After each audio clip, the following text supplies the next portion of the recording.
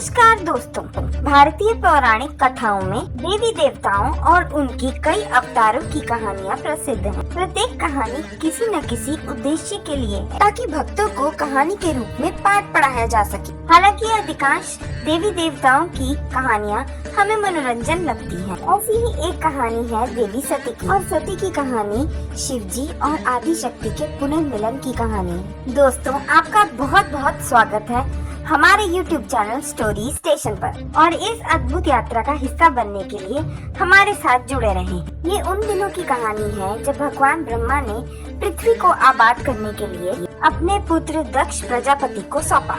दक्ष ने आदि पराशक्ति की प्रार्थना की और उन्हें अपने संतान रूप में जन्म लेने का अनुरोध किया। दक्ष की पुत्री के रूप में उन्हें दक्षायनी के नाम से भी जाना जाता है। दक्ष के द्वारा देवी को मानव जन्म देने के लिए आदि की यही योजना थी। सती शिव को विनम्र भक्ति से प्रसन्न करे और फिर उनसे विवाह करे। धीरे धीरे सती भगवान शिव की भक्त बन गई। सती ने अपने पिता के महल की विलासता को त्याग दिया और एक जंगल में तप करने गई। वहाँ उन्होंने तपस्या की और शिव की आराधना की। उनकी तपस्या में इतना बल था कि धीरे धीरे उन्होंने भोजन त्याग दिया और वह सिर्फ कुछ पत्ते खाकर अपने दिन बिताने लगी, और धीरे धीरे उन्होंने वह खाना भी छोड़ दिया। और फिर एक दिन उनकी तपस्या अंत में फल देती है। उनकी भक्ति की सीमा को महसूस करते हुए ने स्वयं उनके सामने प्रकट होने का फैसला किया, और फिर सती की इच्छाओं को स्वीकार करते हुए वह उन्हें दुल्हन के रूप में अपनाने के लिए तैयार हो गए। सती विश्वास से परे खुश थी और फिर अपने महल लौट आई, और फिर उस दिन की प्रतीक्षा करने लगी कि शिव आएंगे और उन्हें अपने साथ लेकर जाएंगे। हालांकि सती के पिता दक्ष इस बात से प्रसन्न नहीं थे। वह कट्टर विष्णु के भक्त थे। वे सहन नहीं कर सकते थे कि उनकी पसंदीदा बेटी की शादी शिव से हो रही थी। दक्ष ये सोचता था कि शिव उनकी पुत्री के लिए एक योग्य पात्र नहीं है। पर जो भी हो, सती शिव से विवाह करने के अपने निर्णय पे अटल थी। वह उनकी पत्नी बन गई और अपने पति के साथ कैलाश आ गई। शादी के तुरंत बाद दक्ष ने अपने महल में एक भव्य यज्ञ का प्रबंध किया, जिसमें उसने यक्ष, देवी देवताओं सबको आमंत्रित किया, लेकिन सती और उसके पति को आमंत्रित नहीं किया। वह अभी भी अपनी पुत्री से नाखुश थे। उन्होंने शिव और सती दोनों का अपमान करने की योजना बनाई। इधर कैलाश में यज्ञ के बारे में जानने के बाद सती ने शिव से उनके साथ जाने की विनती की। शिव ने सती को जाने से इनकार कर दिया और उन्हें भी कहा कि आप भी मत जाइए। परंतु सती ने कहा कि अपने पिता के घर जाने के लिए मुझे किसी निमंत्रण की जरूरत नहीं। सती ने शिव की आज्ञा का उल्लंघन करते हुए अपने पिता के घर जाने का निर्णय लिया। शिव ने सती को वहाँ न जाने की चेतावनी दी थी, ये जानकर कि वहाँ उनका अपमान किया जाएगा।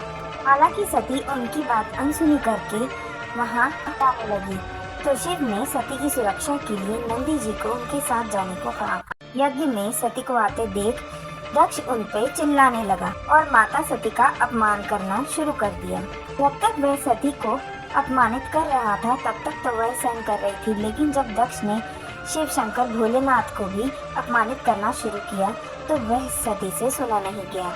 दक्ष ने यह स्पष्ट किया था कि ना माता सती का, ना भोलेनाथ का इस घर में, इस महल में, इस राज्य में कभी स्वागत होगा।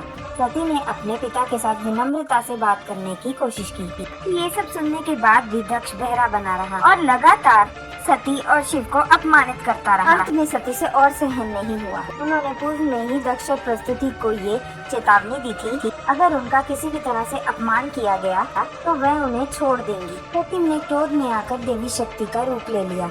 उन्होंने खुद को दक्ष से मिलवाया, ये कहते हुए कि वह अनंत शक्ति हैं। उन्होंने कहा कि वह इसी यज्ञ में अपने प्राण त्याग देंगी। वे इस संसार में अब दक्षायनी नहीं कहलाना चाहती। उन्होंने दक्ष को ये भी श्राप दिया कि उनका नाश उनके पति द्वारा ही होगा। फिर उन्होंने उसी पवित्र अग्नि में अपने प्राण त्याग दिए। कैलाश में जब भगवान शिव को ये बात पता चली, तो वह बहुत क्रोधित हो गए।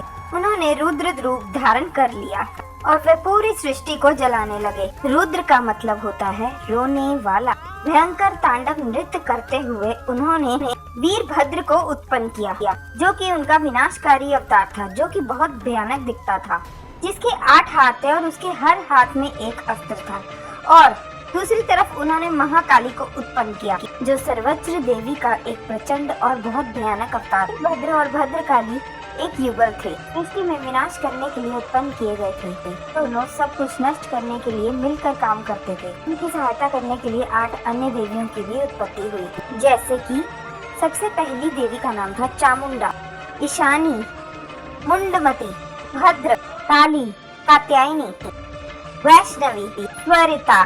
वीरभद्र और भद्रकाली ने दक्ष का नाश करके उसका गला काट दिया। वीरभद्र ने दक्ष की सेनाओं, देवताओं और संतों मार गिराया। भयावह विनाश पूरी रात जारी रहा। इसके बाद शिव ने अंततः सभी जीवों को जीवित कर दिया, यहाँ तक कि उन्होंने दक्ष को भी जीवन दान दिया। इसके बाद शिव ने दक्ष के सिर को बकरे के सिर से जोड़ दिया। शिव की करुणा और कृपा देखकर दक्ष आखिर में बदल और वह भगवान शिव का एक भक्त बन गए।